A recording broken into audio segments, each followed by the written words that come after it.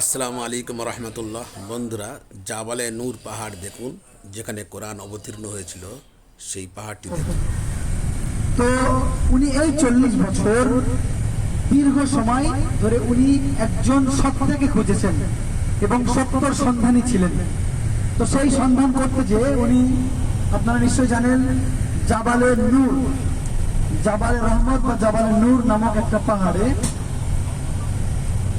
উনি দীর্ঘদিন আল্লাহ পাকের ধ্যানে ছিলেন।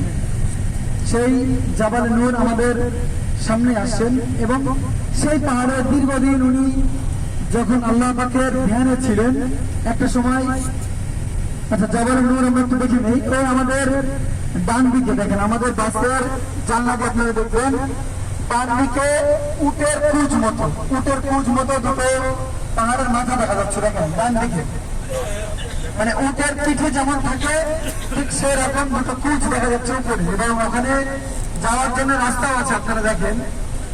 তো ওই পাহাড়ে প্রিয় নবী সাল্লাল্লাহু আলাইহি ওয়াসাল্লাম দীর্ঘদিন আল্লাহর ধ্যানে থাকার পরে একটা দিন হযরত জিবরাইল আলাইহিস সালাম এসে সর্বপ্রথম কোরআনের প্রথম অংশ ওখানে নাযিল করেছিলেন, যেটা আমরা সকলে জানি, ইকরা বিইসমি রাব্বিকাল্লাযী খালাক, খালাকাল ইনসানা মিন আলাক।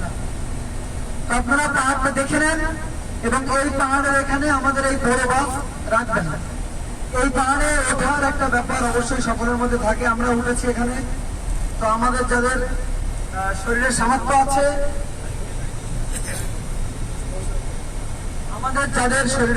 আছে, তো আমরা সেই নির্দিষ্ট সময় করে চলে আসব।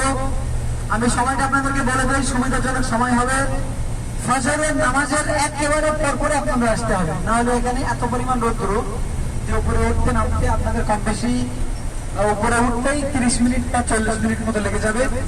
ওই জন্য অত্যন্ত কষ্ট হবে। তো যার কারণে এক হচ্ছে আপনারা মাগরিবের পরে আসতে পারেন, নাহলে একেবারে ফজরের পরপরে আসতে পারেন।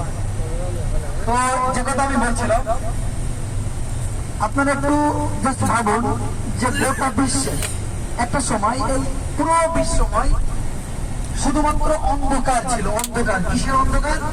বর্বরতার অন্ধকার বলতে নেই। একটা সময় গোটা বিশ্বে শুধুমাত্র বর্বরতা বা আপনার আল্লাহ বিরোধী অন্ধকার এই গোটা বিশ্বে ছেয়েছিল।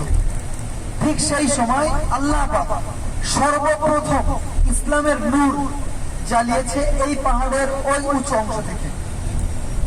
কি বলে আল্লাহ পাক জ্বালিয়েছে? আল্লাহ পাক সর্বপ্রথম প্রিয় হাবিবের কাছে জিবরাইল আলাইহিস সালামকে পাঠিয়ে বলেছেন, ইকরা বিইসমি রাব্বিকাল্লাযী খালাক, হে নবী তুমি পড়ো সেই সত্তার নামে যে তোমাকে সৃষ্টি করেছে। আল্লাহ পাক এই শব্দ দ্বারাই গোটা বিশ্বে আবার একটা ইসলামের নূর মানে তৈরি করা শুরু করলো। তো এইখান থেকে আবার ইসলামের প্রচার প্রসার শুরু হলো। সেই পাহাড় এটা।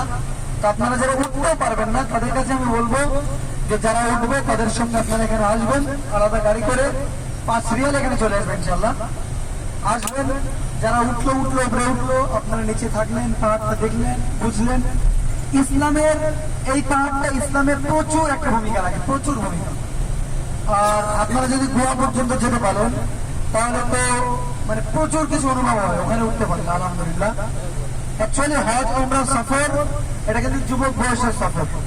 তো যারা আমরা এখনো পায়ে বা শরীরের সামর্থ্য আছে, নিশ্চয়ই ওখানে ওঠার একটা চেষ্টা করবো। আল্লাহ পাক আমাদেরকে তৌফিক দান করুন, সকলে বলে আল্লাহুম্মা আমিন।